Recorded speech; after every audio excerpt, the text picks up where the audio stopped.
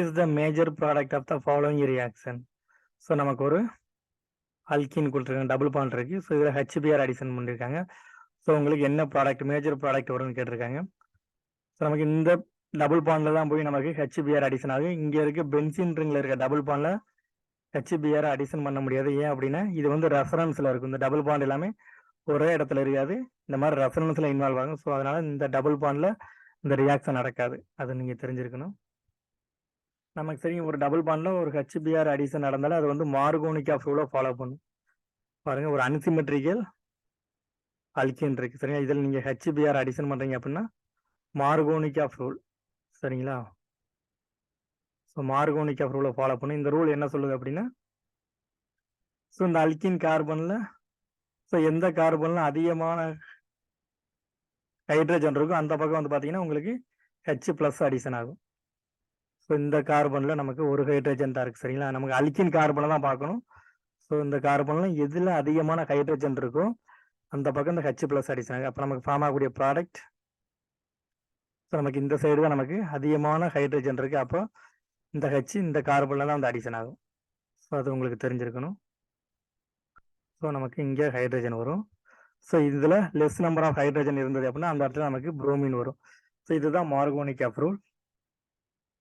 ஆக்சுவலாக இந்த மெக்கானிசம் வந்து பார்த்தீங்கன்னா எப்படி நடக்குன்னா, மெக்கானிசம் நம்ம கண்டிப்பாக தெரிஞ்சிருக்கணும். நமக்கு ஃபர்ஸ்ட் ஸ்டெப்பில் ஹெச்பிஆர் இது பாசிட்டிவ், இது நெகட்டிவ் சரிங்களா. ஸோ நமக்கு இப்படி தான் போய் இந்த ப்ரோட்டானை அப்சாக்ட் பண்ணும்.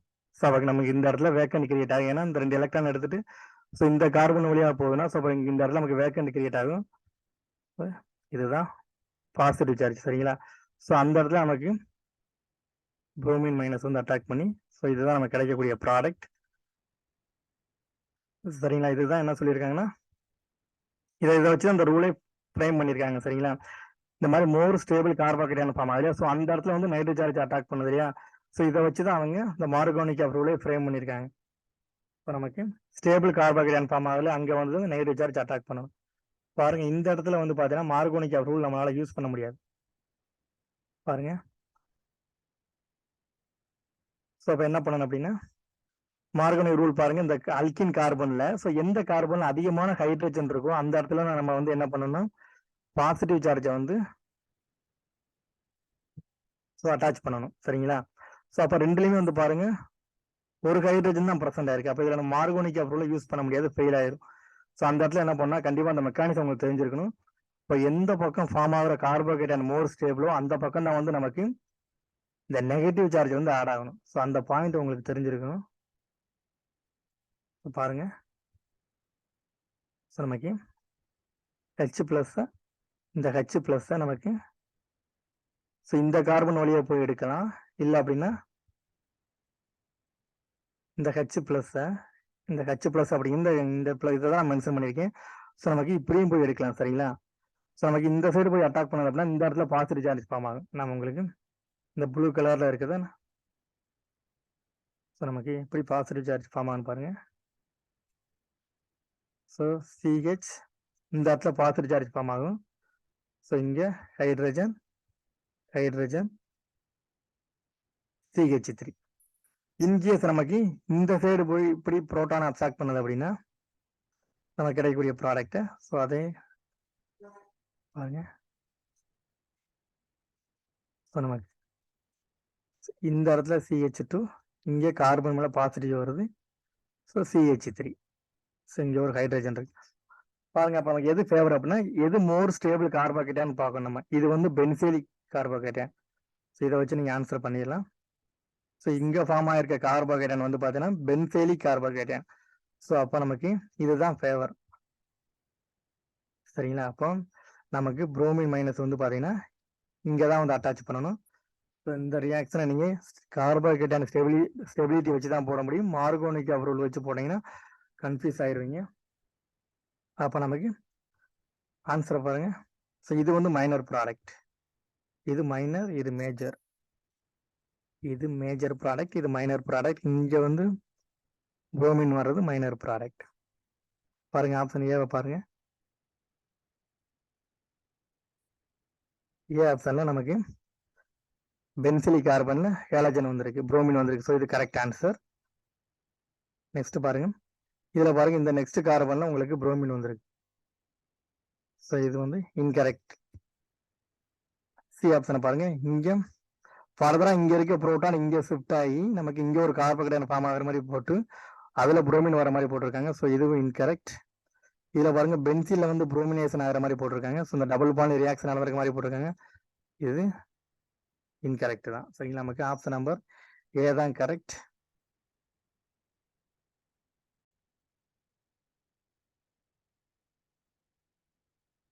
Next question.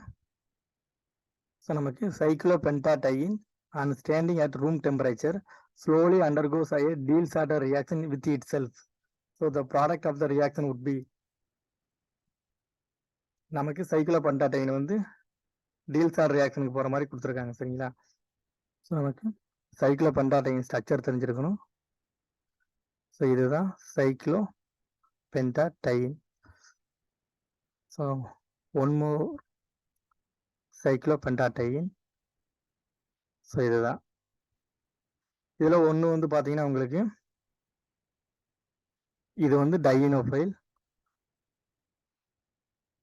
சரி, இது வந்து டையின்.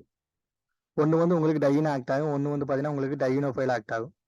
ஸோ இது வந்து டையின், இது வந்து உங்களுக்கு டையின், இது வந்து பார்த்தீங்கன்னா டையினோஃபைல். நமக்கு 4+2 தான் டீல்ஸ்-ஆல்டர் ரியாக்ஷன். அப்படின்னாலே 4+2 தான் டீல்ஸ்-ஆல்டர் ரியாக்ஷன். இப்போ நமக்கு 1 2 3 4 5 6 7 8 9. ஸோ இந்த மாதிரி உங்களுக்கு நம்பரிங் வச்சுக்கிறீங்க, நீங்க ப்ராடக்ட் எழுதும்போது உங்களுக்கு ரொம்ப ஈஸியா இருக்கும். ஸோ பாருங்க, இந்த பாண்டு இங்கே ஷிஃப்ட் ஆகும். ஸோ இந்த பாண்டு இங்கே ஷிஃப்ட் ஆகும். ஸோ இந்த கார்பன் வழியா போய் இங்கே அட்டாக் பண்ணும். இதுதான் 4+2 ரியாக்ஷன். இது 4, இது +2. இதுதான் சைக்ளோடிசன் ரியாக்ஷன். நெக்ஸ்ட் நீங்க ப்ராடக்ட் எழுதும்போது நமக்கு நெக்ஸ்ட் ப்ராடக்ட் எடுத்து எழுதணும். இது இங்க இப்படிதான். சரிங்களா, நமக்கு இது 1 2 3 4 5 6 7 8 9. பாருங்க, நமக்கு நியூ டபுள் பாண்ட் எங்க ஃபார்ம் ஆயிருக்குன்னு பாருங்க. 2க்கு 3க்கு இடையில ஒரு டபுள் பாண்ட் ஃபார்ம் ஆயிருக்கு. நெக்ஸ்ட் 7 and 6க்கு இடையில நமக்கு ஒரு டபுள் பாண்ட் இருக்கு. சரிங்களா, ஸோ இதுதான் நமக்கு 4+2 சைக்ளோடிசன் சைக்ளோபென்டாடைன் போனது அப்படின்னா இந்த மாதிரி ப்ராடக்ட் தான் கிடைக்கும் நமக்கு. ஆப்ஷன் ஏவை பாருங்க, ஏல நமக்கு ஸோ கரெக்டா இருக்கு. ஸோ ஏதான் ப்ராடக்ட். பி பாருங்க, ஸோ இதில் வந்து பார்த்தீங்கன்னா ரெண்டுமே 5 மெம்பர் ரங்க இருக்கு. ஸோ இது incorrect.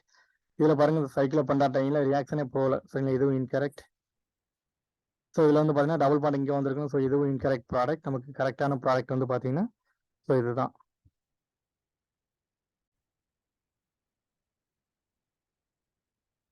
Next question. Which of the following carbohydrate would you expect to rearrange? So நமக்கு ரீஅரேஞ்ச் எப்போ நடக்குன்னு உங்களுக்கு தெரியும். எப்போ நடக்கும் அப்படின்னா, நமக்கு ஒரு கார்போஹைட்ரேட் இருக்கு அப்படின்னா, ஸோ அது வந்து மோர் ஸ்டேபிள் கார்போஹைட்ரேட்டான மாறுறதுக்காக தான் ரீஅரேஞ்ச்மெண்ட் நடக்கும். ஸோ இப்போ நமக்கு இங்க இடத்துல இருக்கிற ஒரு கார்போஹைட்ரேட் அப்படின்னா அது லெஸ் ஸ்டேபிள் கார்போஹைட்ரேட் அப்படின்னா, ஸோ அவர் ரீஅரேஞ்ச்மெண்ட் நடந்து மோர் ஸ்டேபிள் கார்போஹைட்ரேட் ஃபார்ம் ஆவார். ஸோ அந்த மாதிரி இருக்கிறது நமக்கு வந்து ஃபேவரபிள் ரீஅரேஞ்சுக்கு. சரிங்களா, பாருங்க, நமக்கு ஃபர்ஸ்ட் ஆப்ஷனை பாருங்க. ஸோ நமக்கு இங்க இருக்கிறது வந்து பாத்தீங்கன்னா ஒரு செகண்டரி கார்போஹைட்ரேட். ஸோ இந்த கார்போஹைட்ரேட்ல நமக்கு 2 கார்பன் இருக்கிறதுனால இது வந்து செகண்டரி கார்போஹைட்ரேட். ஸோ இங்க இருக்க ஒரு ஹைட்ரஜன் இங்க ஷிஃப்ட் ஆனது அப்படின்னா, ஸோ நமக்கு இங்க ஃபார்ம் ஆகிறது வந்து பாத்தீங்கன்னா ஸ்டேபிள் கார்போஹைட்ரேட் தான். அதுவும் secondary carbohydrate, not a stable. இதுவும் செகண்டரி கார்போஹைட்ரேட். ஸோ அப்போ இது வந்து ரீஅரேஞ்ச்மெண்ட் ஆக வாய்ப்பு இல்லை. சரிங்களா, நமக்கு ரீஅரேஞ்ச் நடக்கணும் அப்படின்னாலே ஆஃப்டர் ரீஅரேஞ்ச்மெண்ட்டுக்கு அப்புறம் அவரு ஆல்ரெடி இருக்கிற கார்போஹைட்ரேட்டோட ஸ்டேபிள் கார்போஹைட்ரேட் வரணும். பட் இந்த ஃபர்ஸ்ட் எக்ஸாம்பிள் நமக்கு ரீஅரேஞ்ச்மெண்ட் நடந்ததுக்கு அப்புறமே அதே கார்போஹைட்ரேட் செகண்டரி தான் ஃபார்ம் ஆகுது, செகண்டரி கார்போஹைட்ரேட் தான். அப்போ இது ரீஅரேஞ்ச்மெண்ட் நடக்க வாய்ப்பு இல்லை. பாருங்க, இது பாருங்க, இந்த கார்போஹைட்ரேட் இருக்கு. ஸோ நமக்கு இங்க இருக்க ஹைட்ரேட் ஷிஃப்ட் இங்க நடந்தது அப்படின்னா நமக்கு இங்க கிடைக்கக்கூடிய கார்போஹைட்ரேட் பாருங்க, இது வந்து உங்களுக்கு செகண்டரி. ஆல்ரெடி நமக்கு இருக்கிறது மோர் ஸ்டேபிள் டெர்ஷரி. நமக்கு ஆஃப்டர் ரீஅரேஞ்ச்மெண்ட் நடந்ததுக்கு அப்புறம் செகண்டரி வருது. இன்கேஸ் இங்க இருக்க ஹைட்ரேட் வந்து ஷிஃப்ட் ஆனது அப்படின்னா இங்க ஃபார்ம் ஆகுறது பிரைமரி. அப்போ இங்க ரீஅரேஞ்ச் நடக்க வாய்ப்பே இல்லை. சரிங்களா? ரீஅரேஞ்ச் நடந்ததுக்கு அப்புறம் லெஸ் ஸ்டேபிள் கார்போஹைட்ரேட் ஃபார்ம் ஆகுது. நமக்கு மோர் ஸ்டேபிள் தான் ஃபார்ம் ஆகணும். ஸோ இதுவும் இன்கரெக்ட் வர வாய்ப்பு இல்லை, ரீஅரேஞ்சும் நடக்காது. இங்க பாருங்க, இது வந்து பாத்தீங்கன்னா பிரைமரி. ஏன்னா இந்த கார்போஹைட்ரேட் கார்பன்ல டேரக்டா ஒரு கார்பன் தான் அட்டாச் ஆயிருக்கு. ஸோ அப்போ இவர் பிரைமரி கார்போஹைட்ரேட். ஸோ நமக்கு என்ன பண்ணும் அப்படின்னா, ஸோ இங்க இருக்க ஹைட்ரஜன் இங்கே ஷிஃப்ட் ஆகணும். ஹைட்ரேட் ஷிஃப்ட் நடந்தது அப்படின்னா நமக்கு பாருங்க கார்போஹைட்ரேட் ஃபார்ம் ஆகும். இங்கே CH3, இந்த இடத்துல பாசிட்டிவ் சார்ஜ் வரும். பாருங்க, நமக்கு பிரைமரியிலிருந்து டெர்ஷரி கார்போஹைட்ரேட் கிடைச்சிருக்கு. சரிங்களா? லெஸ் ஸ்டேபிள்ல இருந்து மோர் ஸ்டேபிளா நடந்திருக்கு. அப்போ இவர் தான் ஃபேவரபிள், ரீஅரேஞ்ச் நடக்கிறது. சரிங்களா? இதுல பாருங்க, நமக்கு செகண்டரி கார்போஹைட்ரேட், இது வந்து செகண்டரி. இங்க இருக்கிற ஒரு ஹைட்ரஜன், ஃபார் எக்ஸாம்பிள் ஒரு ஹைட்ரேட் வந்து இங்க ஷிஃப்ட் ஆனது அப்படின்னா நமக்கு கிடைக்கக்கூடியது பாருங்க CH3, CH இங்க பிளஸ் CH2, CH3. ஆஃப்டர் ரீஅரேஞ்ச்மெண்ட்டுக்கு அப்புறம் நமக்கு செகண்டரி தான் ஃபார்ம் ஆகுது. ஸோ இதுவும் இன்கரெக்ட் ப்ராடக்ட். ஸோ ஆல்ரெடி இருக்கிறது செகண்டரி தான். ஆஃப்டர் ரீஅரேஞ்ச்மெண்ட்டுக்கு அப்புறம் செகண்டரி தான் ஃபார்ம் ஆகுது. ஸோ நமக்கு இதில் ரீஅரேஞ்ச் நடக்க வாய்ப்பு இல்லை. நமக்கு ஆப்ஷன் நம்பர் C தான் கரெக்ட்.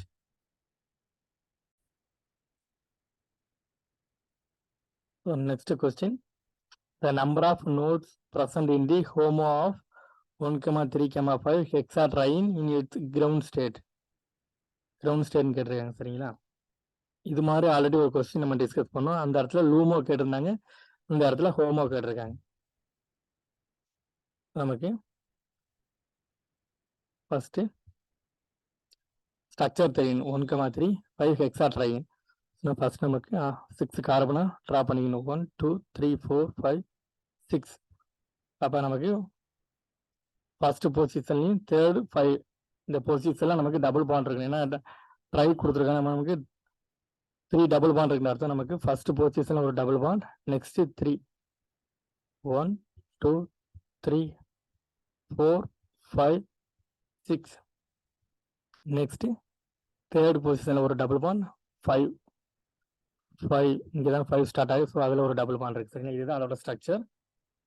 ஸோ இதில் எத்தனை 100% ஆகிருக்குன்னு கேட்டிருக்கேன். இந்த கிரவுண்ட் ஸ்டேட்டில் பாருங்க, நமக்கு எத்தனை sp2 கார்பன் நீங்கள் கவுண்ட் பண்ணணும் ஃபர்ஸ்ட். ஸோ நமக்கு 1 2 3 4 5 6 sp2 கார்பன் இருக்கு. சரிங்களா? 6 sp2 கார்பன் இருக்கு. அப்போ நமக்கு என்ன பண்ண அப்படின்னா 6 ஆர்பிட்டை நீங்கள் போட்டுக்கணும். 1 2 3 4 5 6. ஸோ இது எல்லாமே வந்து பார்த்தீங்கன்னா உங்களுக்கு Psi1, Psi2, Psi3, Psi4, Psi5, Psi6. சரிங்களா? ஸோ நமக்கு எத்தனை பை எலக்ட்ரான் இருக்குன்னு பாருங்க, 2 4 6. சரியா? நமக்கு 6 பை எலக்ட்ரான் இருக்கு. 2 4 6. சரிங்களா? ஸோ நமக்கு 6 பை எலக்ட்ரானை ஃபில் பண்ணிட்டோம். ஸோ இதில் இதுதான் வந்து பார்த்தீங்கன்னா நமக்கு தெரியும் ஹோமோ அப்படின்னா. ஸோ இது எனர்ஜி இன்க்ரீசிங் ஆர்டர். சரிங்களா? Higher occupied molecular orbital. So இது வந்து பார்த்தீங்கன்னா லூமோ, நமக்கு தெரியும் ஆல்ரெடி லாஸ்ட் கொஸ்டின் நம்ம டிஸ்கஸ் பண்ணியிருக்கோம். இது வந்து லூமோ, லோயஸ்ட் அன்ஆக்குபைடு மாலிகுலர் ஆர்பிட்டால். நமக்கு இங்கே கேட்டிருக்கிறது ஹோமோ தான் கேட்டிருக்காங்க. சரிங்களா? ஸோ நமக்கு இங்கே கேட்டிருக்கிறது ஹோமோ தான் கேட்டிருக்காங்க. ஸோ இதெல்லாம் நம்ம டிஸ்கஸ் பண்ணணும். நோடு கண்டுபிடிக்க ஃபார்முலா தெரியும். நமக்கு n-1 தான் நோடு கண்டுபிடிக்கிற ஃபார்முலா. n அப்படிங்கிறது ஸோ நம்ம ஹோமோ கேட்டதுனால இதை தான் நம்ம எடுத்துக்கணும். அப்போ 3 - 1. ஸோ நமக்கு 2 தான். 2 நோடு இருக்குன்னு. சரிங்களா? ஆப்ஷன் நம்பர் B தான் கரெக்ட்.